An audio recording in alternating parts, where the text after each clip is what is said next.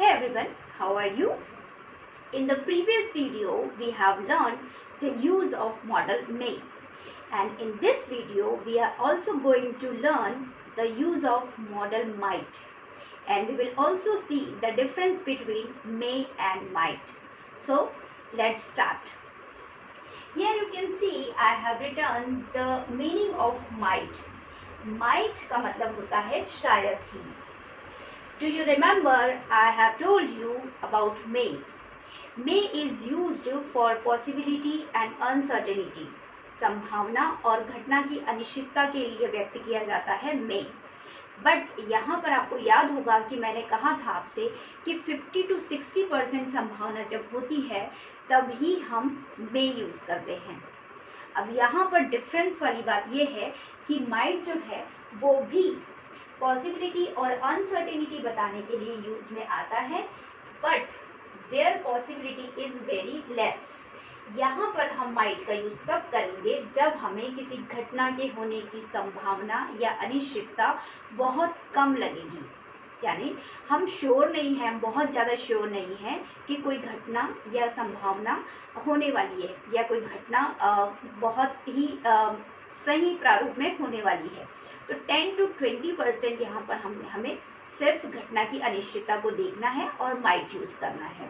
Let's take an example. वह शायद ही आ सकता है. जैसे यहाँ पर मैंने कहा वह शायद ही आ सकता है, यानी आ तो सकता है बट मैं श्योर नहीं हूँ. और मैं श्योर भी कैसे नहीं हूँ कि मुझे बहुत कम संभावना लग रही है कि वह आएगा. तो मैं यहाँ पर माइट यूज करूँगी. He might come. Let's take another example. She might be hungry. वह शायद भूखी होगी. यहाँ पर मैं कह रही हूँ कि वह शायद भूखी होगी, बट मैं श्योर नहीं हूँ कि हो सकता है उसने खाना खा भी लिया हो, तो इसलिए मैं यहाँ पर यूज करूँगी she might be hungry.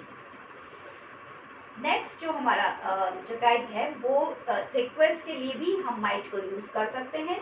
To make request it express more politeness and hesitation. जैसे कि हमारा जो मे है वो हम यूज़ करते थे रिक्वेस्ट के लिए और बहुत पोलाइटनेस के लिए, बट यहाँ पर also we will express the more politeness जहाँ पर हम बहुत ज़्यादा रिक्वेस्ट कर रहे हैं किसी से, या it can also shows the hesitation. हमारा हेजिटेशन भी दिखा रहा है, हमारा जो कॉन्फिडेंस है वो लो दिखाता है इसमें. तो वहाँ पर हम यूज़ करते हैं माइट. जहाँ पे हमें बहुत ही कम संभावना लगती है कि हमारी जो रिक्वेस्ट है वो एक्सेप्ट होगी भी या नहीं, तो वहाँ पर हम यूज़ करते हैं माइट. जैसे यहाँ पर मैंने एक एग्जाम्पल लिया है कि क्या मैं तुम्हारे चेयरमैन से मिल सकता हूँ. यानी कि चेयरमैन जो है वो बड़ी पर्सनालिटी है, वो शायद मिलेंगे भी या नहीं भी मिलेंगे. तो यहाँ पर मैं श्योर नहीं हूँ और बहुत कम संभावना है कि चेयरमैन मुझसे मिलेंगे, लेकिन फिर भी मैं पूछ रही हूँ कि क्या मैं तुम्हारे चेयरमैन से मिल सकती हूँ. तो यहाँ पर मैं माइट यूज करूँगी. Might I meet your chairman.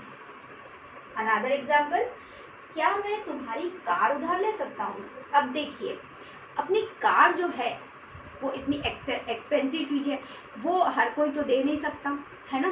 बहुत कम लोग जो हैं वो अपनी कार किसी को यूज़ करने देते हैं. तो यहाँ पर जो संभावना है वो बहुत ही कम लगती है कि क्या पता वो हमें कार यूज़ करने के लिए देंगे भी या नहीं. तो यहाँ पर हम माइट का उपयोग कर सकते हैं. Might I borrow your car. Might I borrow your car. Okay, तो यहाँ पर हम रिक्वेस्ट तो कर रहे हैं लेकिन हमें उस रिक्वेस्ट के एक्सेप्टेशन की संभावना जो है वो बहुत कम नजर आ रही है. Might is also the past tense of may. Yes, may जो है वो हमारा माइट जो है वो हमारा मे का पास्ट टेंस है. जैसे कि कुड कैन का पास्ट टेंस है.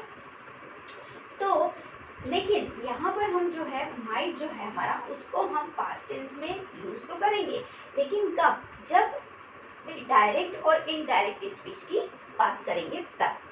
जैसे कि अगर मैं डायरेक्टली कहूँ तो he said he may come today, यानी कि उसने कहा कि वह आएगा आज. अब यहाँ पर मैं डायरेक्टली बोल रही हूँ. अब यहाँ पर अगर मुझे इनडायरेक्टली कहना हो तो मैं क्या कहूँगी ही टोल्ड दैट, सेड के प्लेस पे इनडायरेक्टली टोल्ड हो जाएगा। ही टोल्ड दैट यानी कि उसने कहा, he might come that day, है ना। तो यहाँ पर मैं इनडायरेक्ट स्पीच में यूज करूंगी माइट का। Now let's continue the another example of might have and may have.